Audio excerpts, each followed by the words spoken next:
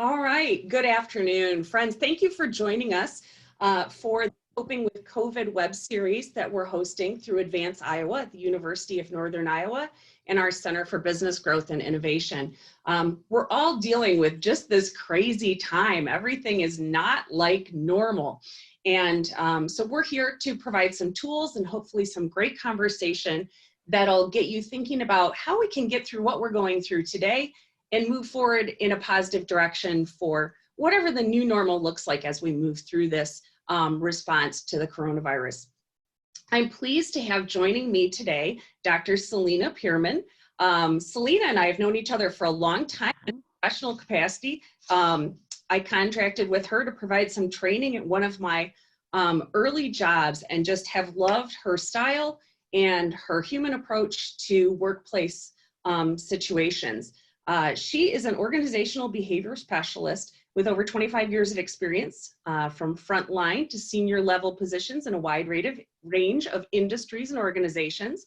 She's passionate about engaging our human resources in innovative ways to achieve even better organizational results. She works with hundreds of Iowa companies annually, focused on helping leaders and teams learn. She's also been a small business owner for 15 years and works with all different types of organizations. I know she travels our state and our region and probably beyond that as well. And something she did this year, she spoke on a TEDx stage, I believe. Is that right? I did. That was a unique experience. Cool experience.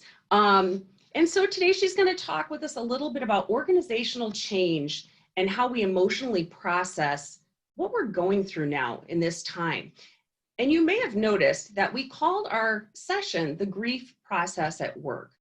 And I wanted to make a special point of talking with Celina a little bit about that word grief and how we're using it today differently than perhaps most people think about grief in terms of funeral homes and Yeah. I think, it's been really interesting me, Amy. Thank you for inviting me to the conversation today. And it's actually been a topic of interest for some time, because as I look at organizations and the processes they go through, when we think about grief, certainly it's most often been thought of that loss due to death. But there's been some expanded understanding in recent years about grief as really a response to loss. And in organizations, I just find some interesting examples and some pretty tough scenarios of how we experience loss, whether it's loss of a job or loss of a customer, or just the changes that organizations go through. So for our conversation today, I really want our viewers and listeners to think about grief as a loss of when something is different than it was before. Now, how do we respond? Because I think there's something really healthy in acknowledging the loss that, oh, my business may be different today than it was 2 weeks ago. And there's a set of stuff, some feelings, some emotions, maybe even an opportunity and some eagerness to say, I really get to reposition this differently. And there was something I wanted to do differently. And maybe now's my opportunity, but that's a process we go through. And that's what I'm excited to explore that with you today. Yeah, so we talk about this loss, and it is really true. I've been reflecting on it as long, since I've known we're going to have this conversation, and I'm like, gosh, there are a lot of things that I have lost. I kind of miss my commute in the morning. It's only a 15-minute drive, but I miss that time to mentally prepare instead of walking from my living room to my office, which is a rather short commute. I don't have that time to prepare. My colleague Patrick Lensman's behind the curtain today helping us with the technology here. I'm grieving the loss of seeing my friends and my coworkers face to face. So that's exactly what we're dealing with. Before we get into the meat of that, why don't you tell us a little bit about your experience with the Peerman Group and the kind of work that you do and how it connects to what we're talking about today? Oh, thank you. So my background is a combination of HR and operations. And really what that led me to was going back to school and making a lane change. So I'm credentialed as an organizational psychologist. In the state of Iowa, that means I'm not hanging out a shingle and billing insurance, but I only deal with teams and companies. So that may be training, that may be keynotes and conferences, but most of my time is spent within organizations trying to figure out how do we work on this people stuff? How do we lead more effectively? How do we work through times of conflict or opportunity within teams? Just all the different processes that impact our people and our time together at work. So usually I'm driving Iowa roads, so I know what you mean on that loss of, I typically drive about 45,000 miles a year, so I'm already about 10,000 down for the last month.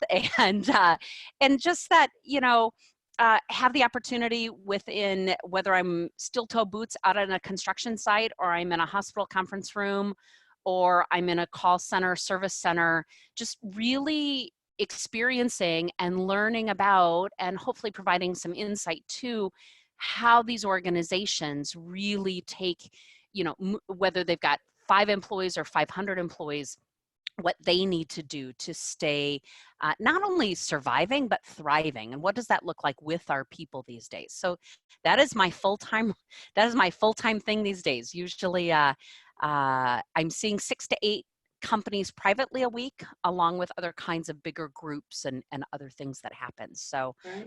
I'm really a workplace junkie. That's Are you starting to hear from companies? Have they been able to gather themselves enough to start to think about bringing in some help and be proactive? We talked yesterday with another of my past colleagues, Jordan Vernoy, about planning during disruption. Are people starting to be a little more proactive? Have they caught their breath, and are they doing that? It's interesting, over the last 2 weeks, in particular 2 to 3 weeks, as I've been checking in with my companies, of the ones I've got standing relationships with, just to see where they're at, what do they need. There really is a wide range of responses. I have some that have been much more ahead of the curve and are planning really well and managing the crisis. And I probably still have, I have some that are struggling to even acknowledge it's here. And what does that mean? And so I think, again, even to our conversation today, there's this whole wide range of response. And so how do we, I think for all of us as service providers, how do we help each other through this in ways that acknowledge where they're at and where they want to go, and how we support their efforts on that? Absolutely. So with all that we're learning, sometimes on the fly, navigating through uncertainty, those of us who've been around and been adults long enough to remember what happened in 9/11, or to have been through our big state disasters in 2008, we've been through change, but it looks different every time. And I would say that this looks different even more so than anything we've been through as a region, as individuals, as a country. What can you share with us about responding to change, specifically within our teams? I think one of the ideas that I've really been watching for and listening for and considering in this is this type of change, unlike maybe some of the, we learned it in those events you just mentioned, and those who went through them, even as I talked with a couple of folks who had been through Cedar Rapids and flooding, right, in 2008. I just lost my date, sorry. 2008, they were probably a little more quick to respond to this because they had some of that muscle memory. Right. But I think this one's different, like you noted, unprecedented, right? Nobody's got a reference point to this, which means all of us are learners. We're all learning this. And I think it's really important for us to remember, as business owners, as team members, as leaders, is everybody's a learner in this. So we need everybody's areas of expertise, but we also are learning in the moment. And that's a really unique combination, I believe, for this particular crisis. Right. Yeah, so how does change connect to grieving? So, we started this with that conversation of grief. So how does grief connect back to change, which is essentially what we're going through right now, is a huge change? Yeah. So for some time, I've been working on adapting a model that was used in our own personal grief cycle. And many of the viewers and listeners may be familiar with the Kubler-Ross model, that when you lose somebody in your own life, you start with shock and denial, and then there's some sort of emotion, and there's a process we go through. And any of us in our personal lives, when you've had that loss of grief, you know that it's not a linear cycle. You don't just all of a sudden arrive and you're in great shape. It's up 2, back 3, up 4, down 2, right? It's this process of being able to move through that. What's been really intriguing to me is to look at that process at work. And prior to COVID, I would use an example, and now I'm going to adapt it to COVID for this example today, is a couple of weeks ago, I literally said this to a group. While there are big things that happen in our day-to-day work life, certainly we have very serious things that happen, closings, downsizing, major customer or business shifts, and there are big losses. There are also grieving processes we go through every day that we just don't recognize as that. And I'll give this example. I want you to think about when you've gone through what I'll define as the grief cycle 3 times in 20 minutes when you open up your email in the morning. For example, right? You walk in, click email number 1. What? Who thought of this harebrained idea? Huh? Some sort of emotion, some sort of fine. What do we need to do? Reluctant acceptance to move on. Click email number 2. What? Who came up with this, right? And it's just, we chuckle about it, and I see it happen all the time, right? There's this process we go through in organizations that a lot of us don't really talk about, of how there might be some sort of shock, right? Denial. What? No, I'm not going to, no, they can't make me do this. No, to some sort of emotion.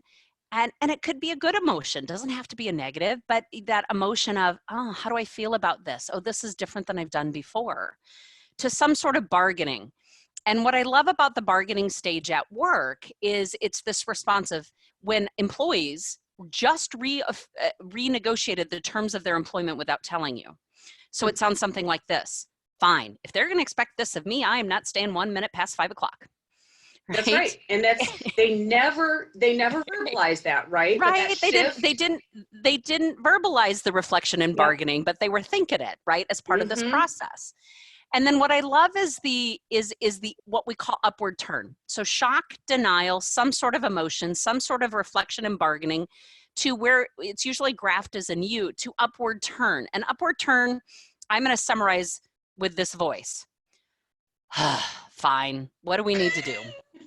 And it usually starts with that sigh, right? And you can hear coworkers do that, right? Fine. What do we need to do? So we're not actively resisting now, but we're not completely bought in.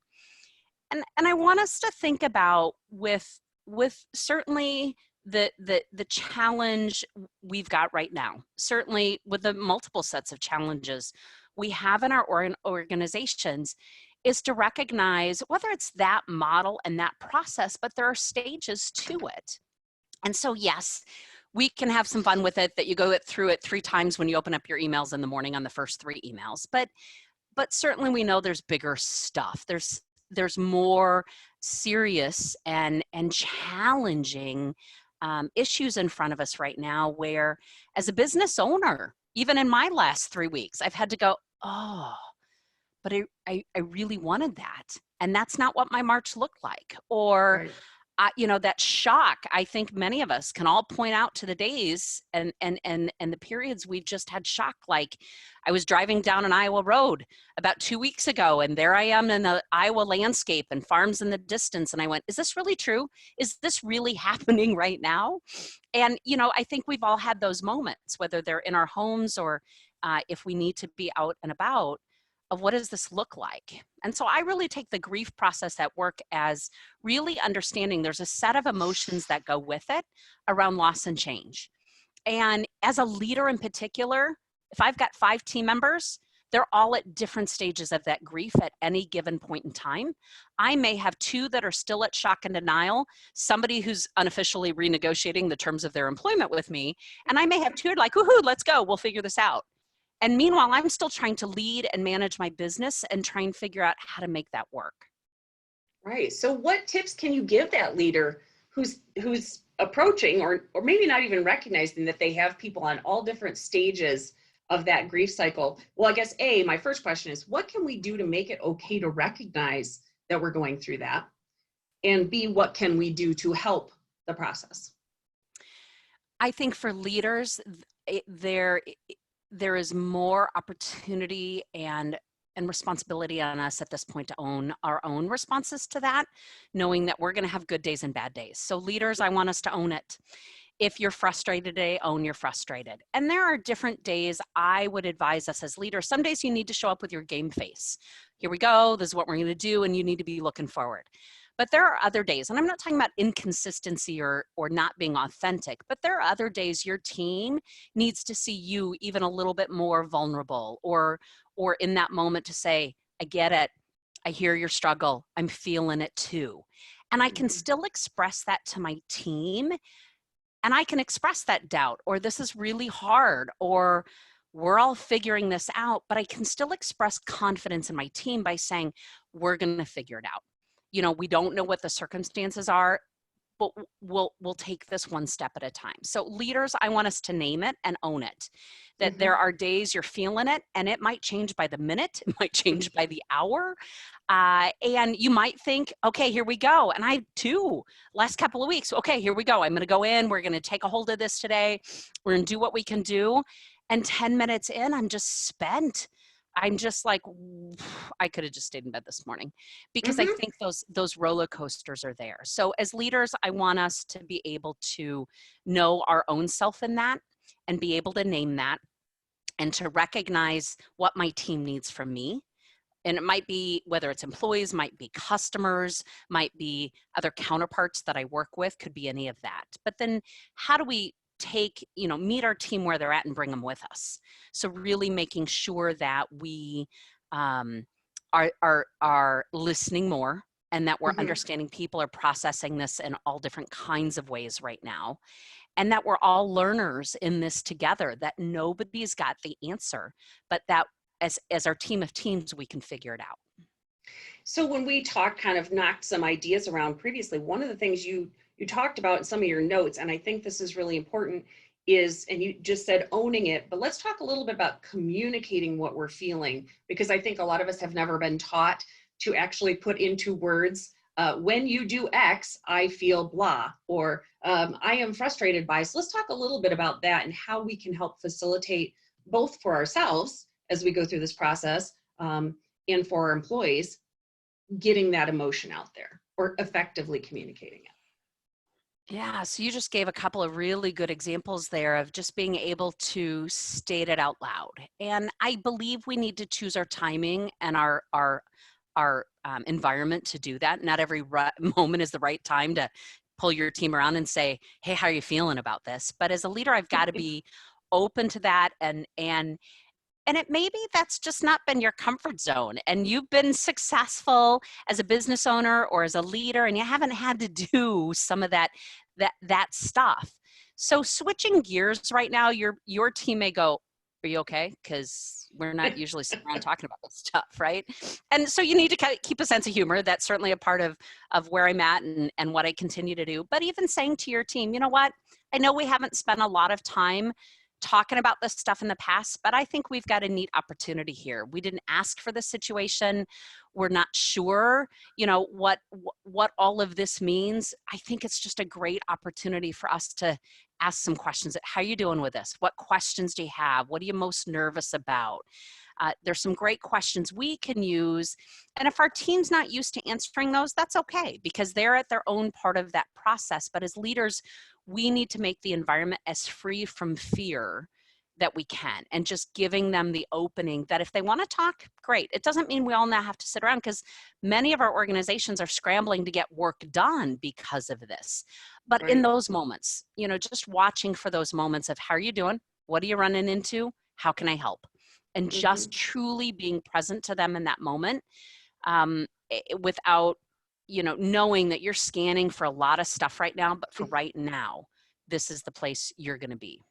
Right. So any thoughts about how, with many people now in a remote work situation, how we keep that communication channel open, or is it helpful to foster more communication between team members so that they can share some of that grief process. Just thoughts on that. Certainly when we go geographically dispersed, so all of this virtual teaming or even in same building, but now more spread out, right? Because we've put in those protocols of really being mindful of communicating a little bit more, just that next level up, because what might have worked for us before isn't going to work for us in this new environment. So I ask leaders to set some new expectations. How often are we checking in? What do those check-ins look like? So as a leader, that I need to let my team know I need to provide updates much more often than maybe I did in our previous environment. But everybody else working virtually, prior to the COVID, I would have said you need to be seen more often. You need to be on email. You need to have your camera on. You need to be checking in. And I would even say now it's that much more important because, again, this is where we start seeing perceptions of, I don't know, are they there? And that then complicates everything else. So managing those optics and perceptions is really important, communicating and really being clear. I was looking at some sample email yesterday within an organization that they were sharing with me. We need to be that much more clear in our email of what's our purpose, what's the action, what's the deadline, because that way we know, what do you need from me? And I think it's also a time where if there were some rifts before, this can either bring us together or those might separate those rifts even more. So I always look at roles and responsibilities first. So for all of the teams or the leaders listening in or watching, really clarify right now who's got what during this crisis, who's covering what, because the clearer the roles and responsibilities, the better the communication, which reinforces the trust, even virtually. That's great, Celina. Thank you. I'm going to take a quick second and again thank our guest, Celina Peerman with the Peerman Group. If you're looking for more information about Celina and what she does, you can find her on LinkedIn. So look for Dr. Celina Peerman at LinkedIn. And the Advance Iowa program is the one sponsoring this great content today, and you can find them at advanceiowa.com. I work with the Small Business Development Center program hosted at UNI, and you can find more about our program and a whole raft of resources for the COVID response at iowasbdc.org. And there is a Q&A box, so if you're listening and you have a question before we wrap up, and we've got about 7 minutes left, please shoot that in the box and we'll try to get your question answered. But based on your experience, Celina, so what steps can folks take today in this COVID-19 environment to, deal with these changes and these shifts that we're all experiencing, the great uncertainty, if you will? Yeah, thanks, Amy. A couple that I would outline for us to think about today. Number one, be gentle on yourself. We're all learning.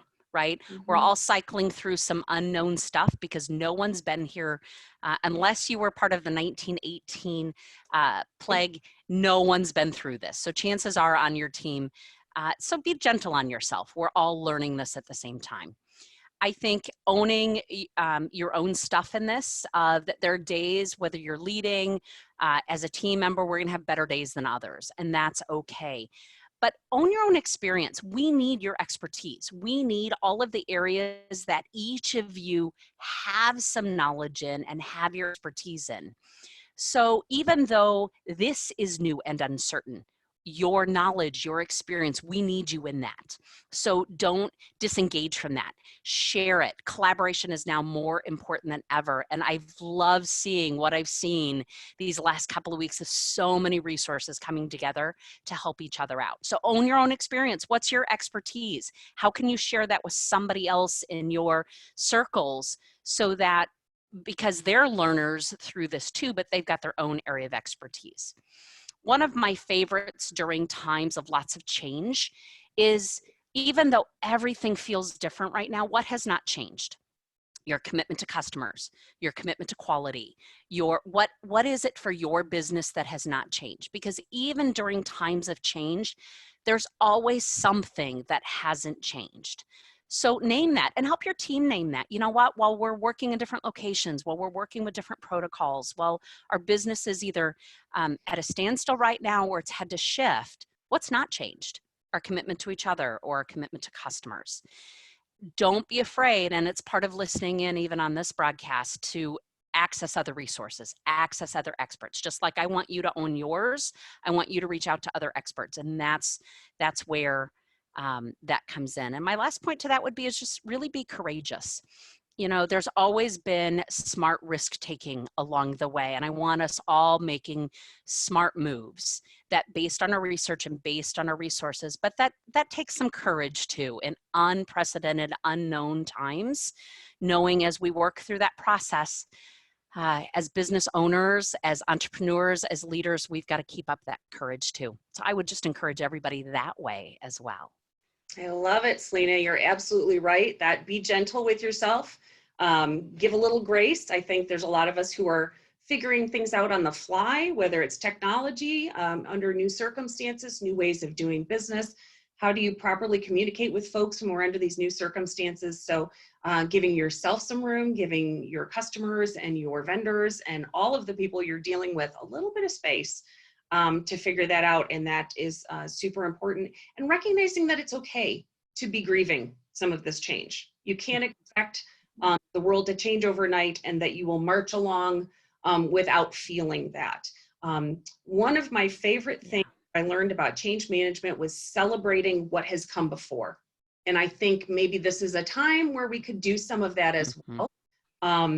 So because we're in a new reality, do you think there's room here to celebrate some of what came before? Yeah, I love your point on celebrating that past and honoring it and respecting it, and also recognizing that as this shifts, we can create what comes next, and it can be just as good. Both can be just as good, even if they look, feel, and seem very different. And that comes right back to your point about what is unchanged: our dedication to our customers, our mission, our passion, all of those. All of it. Unchanged. Yeah, whatever that and is I know true with for you. great confidence that we've got lots of talented, dedicated, energetic, passionate people across the state of Iowa, and they're all trying to do their best to move on through what is new territory. So Celina, I thank you again so much for your time and expertise today. And I all of you who are listening to look up Celina and the Peerman Group and see how she could help you. But I would also encourage you to go back to our archive at advanceiowa.com. You'll find all of the webinars we've done to date. We've got a few more events coming up. I know this afternoon we'll be talking with Scott Swenson from the SBDC in Cedar Rapids, talking about what happened in 2008. He worked closely through that project. I know on Thursday, I'm particularly speaking with a counselor from the area. We're going to be talking about the mental health side of this and how do we take care of ourselves as leaders and our staff as we go through this whole process. So again, thank you for taking part today. And Celina, thank you, and everyone be well. Take care. Thank you, Amy. You're welcome.